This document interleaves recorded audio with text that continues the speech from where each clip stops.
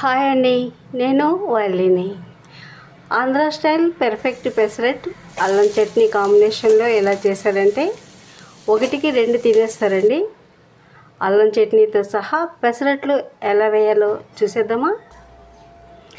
ముందుగా 1 కప్పు పెసలు, 2 స్పూన్లు శనగపప్పు, 2 స్పూన్లు బియ్యం 2-3 సార్లు బాగా కడిగి మంచినీళ్ళు వేసుకుని 8 గంటల వరకు నానబెట్టుకోవాలి. తర్వాత వాటర్ స్ట్రెయిన్ చేసుకుని మిక్సీ జార్లో వేసి 5 పచ్చిమిర్చి, 1 ఇంచు అల్లం, జీలకర్ర 1 స్పూన్, తగినంత ఉప్పు, కొంచెం నీళ్ళు కూడా వేసుకుని మెత్తగా గ్రైండ్ చేయండి. కొంచెం వాటర్ కూడా వేసుకుని కొంచెం పిండి గరిటె జారుగా ఉండాలండి. ఇప్పుడు అల్లం చట్నీ ఎలా చేయాలో చూసేద్దాం. మూకుడులో కొంచెం ఆయిల్ వేసుకుని చెక్కు తీసిన 3 అంగుళాల అల్లం ముక్కల్ని చిన్న చిన్న ముక్కలుగా కట్ చేసుకుని ఆయిల్లో వేసి కలర్ మారేంత వరకు వేయించుకోవాలి.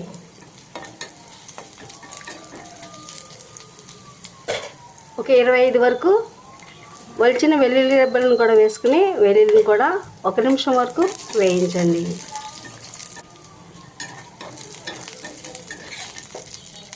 ఇలా వేయించుకున్న అల్లం వెల్లుల్లిని ఒక ప్లేట్లోకి తీసేసుకుని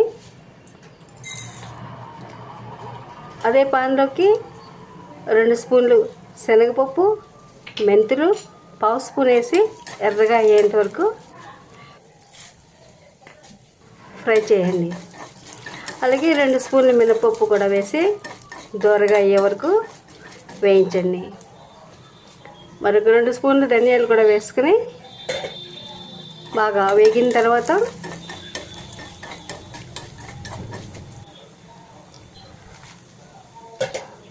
10 వరకు ఎండుమిర్చిని వేసి ఎండుమిర్చి కూడా బాగా వేగాలండి.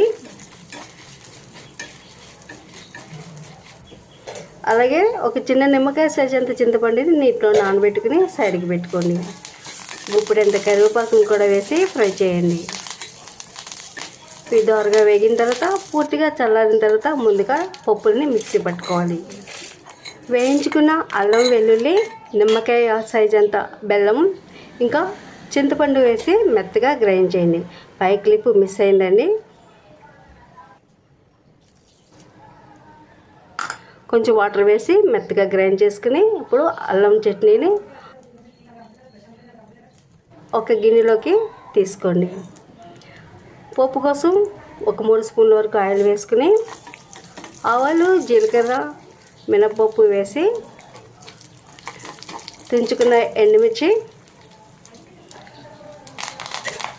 పోపుని దోరగా వేయించండి.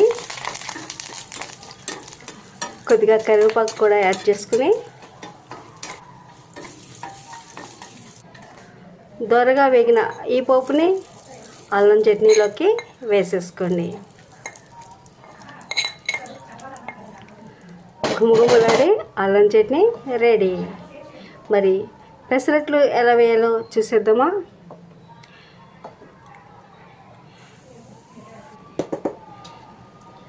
స్టవ్ ఆన్ చేసి పాన్ పెట్టి పాన్ వేడైన తర్వాత 1.5 గరిటె వరకు పెసరపిండిని వేసుకుని పలుచగా స్ప్రెడ్ చేయండి.